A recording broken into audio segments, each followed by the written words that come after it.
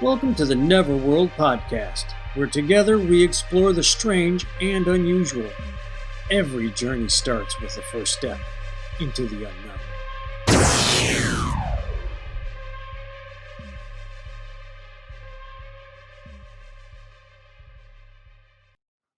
Hey, welcome to Neverworld Podcast. I'm Scott. There's Dave, and welcome to what we like to call a Pare-Take, where we spin the little magic wheel, and there it goes. I didn't realize it made so much noise. What are we talking about today? The Baghdad Battery. Oh, tell me there's not ancient aliens. Go ahead. I dare you. Yeah, let's talk Either that or about humans that. were really smart. I just don't know how they figured it out on their own. Yeah, the Baghdad Battery. Forgive us, folks, because we are doing this off the cuff without a lot of research. But it is an ancient artifact that was found. I forget exactly how old it dates back to. Right. If you want to Google that real quick, I will talk a little bit about it. So it's I'll look up. It is an artifact that had been found, I believe, in Baghdad. And for those of you who don't know, there's a lot of theory around the start of civilization, or if we want to get biblical, the Garden of Eden being in Iraq. Right. Iraq, I'm sorry. That whole area was basically ancient Sumeria. And that's where we have a lot of the most ancient writings on this planet come from that area. So in that space, an item was found that is very reminiscent of what a battery would be. It is a container. If I'm not mistaken, it has like a copper rod in it. And folks, you can make a battery with lemon juice. You really can. So if they had some acid, some citric acid or something to put in there, they could actually make a charge.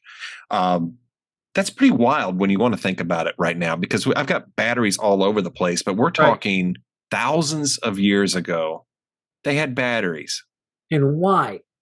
That's my biggest thing is that's the question. Why do you need a battery if you're not making a light or powering something? Well, one of the things that comes up a lot when I watch shows and they talk about the Baghdad Battery is they'll show some Egyptian hieroglyphs of items that look like they could be a light bulb. Yeah. I see why they say that, but that's us using our thought process. We know what a light bulb looks like, so we might be assigning that to it. I think it kind of almost looks like a weird flower or something, but that's me. But with that light bulb, there is a lot of places in Egypt and a lot of tombs and stuff that they say. The question is always asked, well, how did they light these to do all the carvings? There's no flame. There's no soot on the ceiling, no ash. Well, you would need a battery. You would need some type of light source. Reflecting one light to a mirror like they did in the movie The Mummy, the newer one with Brendan Fraser. It breaks down too quick. That reflection doesn't stay full power. I can see it for a little bit. Yeah. And I'm sure they did something like that. But a battery and a light bulb of some sort makes sense. How did they come up with that? I don't know. What I found real quick, I'll just read this real fast. Please do. And then I have something to say too. In 1938, a number of small jars were found in the collection of the National Museum of Iraq. These jars, previously overlooked, were found to be quite unique. Each contained copper and iron and was sealed with asphalt. It's hypothesized, based on the various components, that they were a type of battery possibly used to electroplate metals. Don't know why. They used real gold. Since they were noticed long after they had been taken from the outside of the archaeological context, not much else is known about them. Well, here's the thing. They know they work. We've both seen shows where somebody's taken a clay pot, put the copper tube in the wire with the juice or citrus acid, boom, you got power. You can light a bulb with it. You can power it's pretty amazing, actually. And it's dumbfounding because you're like, okay, I get that somebody like you or I could figure that out from basic high school science or junior high, the stuff we grew up with. I don't know what the hell they teach anymore. but they taught us how to use a freaking potato, for crying out loud, for Yeah. electricity. Yes.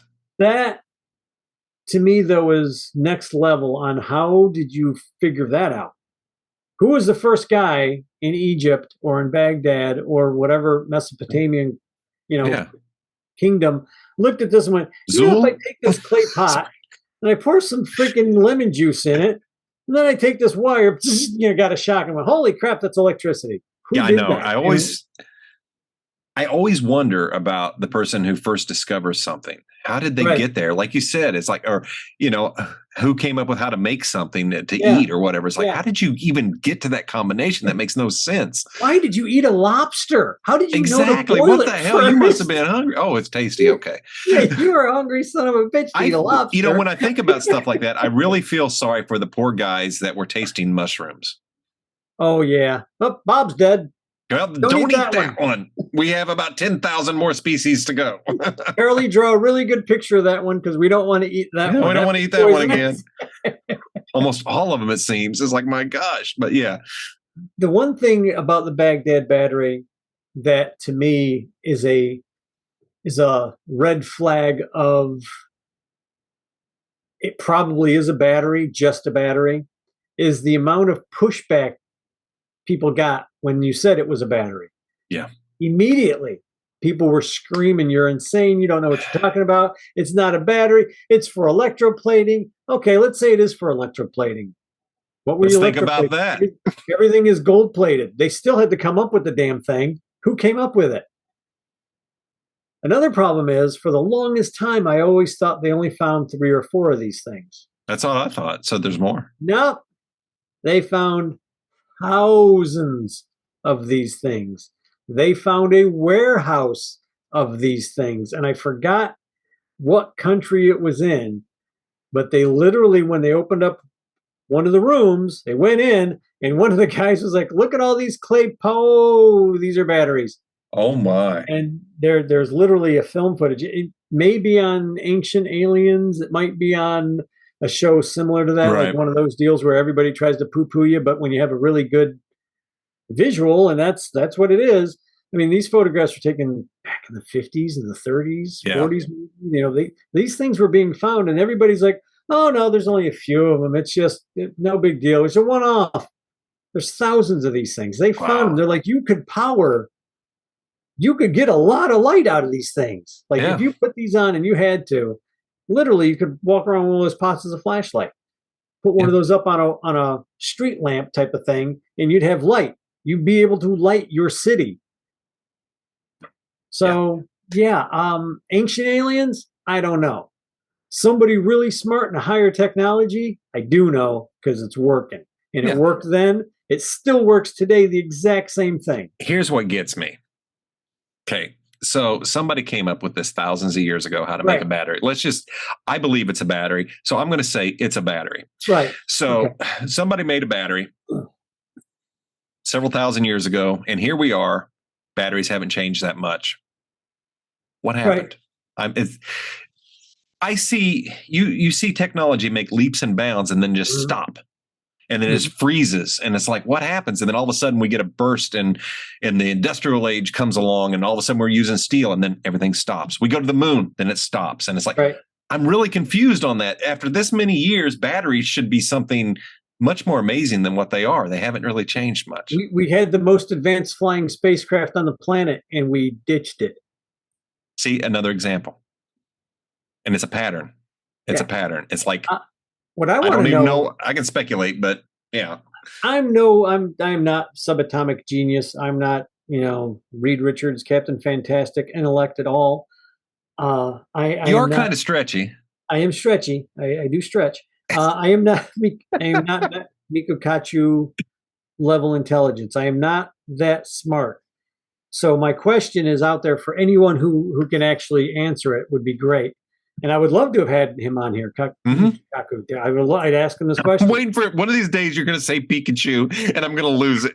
I've already said it. I choose you, Dr. If Pikachu. he did an interview and he was wearing Pikachu freaking ears. Oh, my God. But my question is, why lithium? Why do we have to dig mines that are using slave labor that are miles deep and miles wide? These things are huge, Oh, just it's stripping the devastating, planet. man. Folks, look up a lithium mine. You'll see what I'm Oh, talking about. it's horrific. Why are we using that instead of something like the Baghdad battery that has a citric acid in it? Lemons are yummy. You can use a lemon. You can still use the lemon rind, not just the juice. You can squeeze it. You can make lemonade. Oh my God, I'm working in the lemonade factory for so long making all these batteries. I need something cool to drink. Here's a lemonade. Oh, thanks. Oh boy. Yeah. You know? Yeah. Why? You would think that something could have advanced so much that you didn't need that much lemon juice. Well, if you had batteries then, and what we have done is we've made our next step. Let's just use the argument that the lithium batteries are superior because of the way they hold, but there's a lot of bad behind it as far as you can't dispose of it. It just goes on and on and on. You can't recycle them. No, they're Everybody worthless. says recycle. No, you can't. The beauty of a lithium ion battery is it doesn't have a memory. This battery is a longer life. So it does have some benefit. I love it in the phone, you know. Right, I get it. It's great technology, but did it really take 4,000 years to go from a standard alkaline battery to lithium? Really? 4,000 years? Yeah, I don't buy it, dude. Yeah, I get it. Yeah, I don't understand the technology. I'm not an engineer. Like I said, if there's somebody out there listening as to why you don't make these batteries, or if you've invented a car engine that runs on water and all of a sudden you make it public and you die in a mass shooting, or you just disappear and suddenly decide to commit suicide and all your records disappear. I'm just saying there's something there. I'm not accusing any government agency or big corporation. I'm just saying I look at things like that and I scratch my head. I do want to give a shout out to a documentary. Dave and I run another podcast called Old Ass Movie Reviews, where we talk about movies a lot. And this reminded me of a documentary I watched a long time ago called Who Killed the Electric Car? And it is mind blowing to see how the government and General Motors just snatched all their cars back up that people loved and wanted to keep and destroyed them. Destroyed them. Just think about that a bit. That's all I got to say on that. And those cars that they destroyed are 10 times better than anything anybody's building today. Yeah, people loved those cars. Let that sink in. Yeah. They weren't just the electrical cars that you got now that just catch on fire. These fucking things weren't catching on fire. They weren't great. They were really good. Yeah. They wouldn't sell them to the people. They would only lease them, and then they called in the lease. And that's why they did it. They would take, so you couldn't, you'll own nothing and you'll like it, folks. Yeah. However, I would argue, I bet you there's one or two out there somewhere. Oh, I'm sure somebody is. Somebody's got one. I want to know why. I want to know why they did it. No, they've never given a reason. They've never given a reason. If I recall, the documentary we don't have answers, but it's very frustrating to see that we had come. And this goes with what I'm saying is we as a people advance technologically, and then just it seems like it stops. It's really really freaking strange. And you're right. I do have cat eyes, and I don't know why. It's a trick, folks. I am not a lizard person. Anyway. Lizard person. Lizard people. Take the mask off, Scott. No, not taking them. This is not Scooby-Doo. There is an old white guy underneath the mask. It's old man Peterson from the shopping mall. Damn you kids. But yeah, I just have questions. And like the Baghdad battery is one of those things they still poo-poo. They still say it's, and the problem is when you say battery and they're like, oh no, they used it for electroplating, like as to be dismissive. That brings up a whole other set of questions. Yeah. What were they electroplating then and why? And why did they make a battery to do that? These are all questions that they open up that nobody wants to answer. They're just like, oh no, it's for electroplating. I got to go. Well, let's talk about the electroplating and talk about it was gold. And what is gold most commonly used for other than circuits and jewelry? Electrical. It is the most conductive material. So it's best for electrical. And I mean, we've got so much gold on circuit boards and all of that. Right. It's like, so if they were electroplating, doesn't that bring up more questions? I have more questions if they're electroplating than I do about a battery. That's what I mean. Like Yeah. the people, the naysayers, whoever they may be, and they're usually scientists who don't know their asshole from their elbow because they've read a book one time, and that's the book told me this, and that's what I'm going to go by. Right. That they can't see their nose before their face. And me, I'm too dumb to just read one book and go, that's the facts. I read lots of different things and go, well, this guy raises a good question. This lady raises a good question. This guy, and I like to try and get stuff that's been translated from other countries in other languages, because that opens up a whole new subject or group of questions. So Baghdad battery. It's a battery, folks. I'm just going to say it's a freaking battery. I think that's pretty much the consensus, even among many naysayers. It's battery, but nobody's going to. Yeah. It's really hard to get somebody to say that. Yeah, they had light bulbs and they. I don't understand the resistance. Because then you'd start saying that you're not the most intelligent guy in the room. That somebody was more intelligent than you 40, 50,000 years ago. I don't see why that's a problem. I guarantee there's people more intelligent than me. I don't have a problem with it. Sorry. I don't, just because somebody's walking around in a loincloth doesn't mean, they're dumber than me. No. Chances are if that guy catches something, he can go out, pick a bush, pick a berry, rub it on himself, and he's cured. Me, I'd be like, oh my God, I'm going to die. Yeah. Well, hell, let's jump back 12,000 years. When everybody's supposed to be hunter-gatherers, but yet they're building all these monoliths and temples. Right. And they didn't have cavities. So, again, technology moves and then stops, moves and then stops. It's weird. It's always been weird to me. And is it actually stopping, or do we just come to a point where, like somewhere around the Baghdad battery, something happened, something big happened, and we just jump-started again? Well, there's a lot of theories we could go with on that, and that would be whole shows if we want to talk about simulation theory and different dimensions. And oh my God, we can just go on what exactly is going on here. I've said it before. If this is a simulation, I'm going to be really pissed off that I'm living the life I'm living now. Thank you. Obviously, we did not pay for the upgraded programming. It will teach me a lesson to be a penny pincher in my reality, wherever it is. I'm probably tall. I probably look like the hell. I can't think of the guy's name now. That's good. I had Cary Grant. Yeah. I like to think in my real life I look like Cary Grant. You had to pay more for that in the simulation. Yeah. Anyway, Baghdad battery, very interesting artifact, and I do suggest that y'all go take a look and read up on it, and just ponder the thought: why does technology seem to stop or just disappear? And read up on how many actually exist. Yes, I had no idea there were that many. It's not just Baghdad. It's not just Egypt. They found things like this all over the freaking world. Once again, worldwide stuff that everybody pretends doesn't exist. There's so many connections. It's crazy. It's absolutely crazy. So many similarities to different areas, and it just keeps going, man. It's like the more you dig, the more questions you have. Yeah.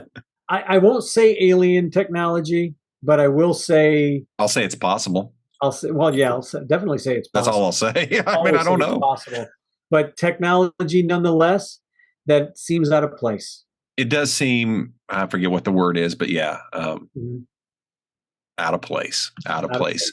So thanks again, folks, for joining us on Neverworld Podcast, as Dave and I just randomly shoot the breeze about something that we do or do not know about. So join us next time when who knows what we'll talk about.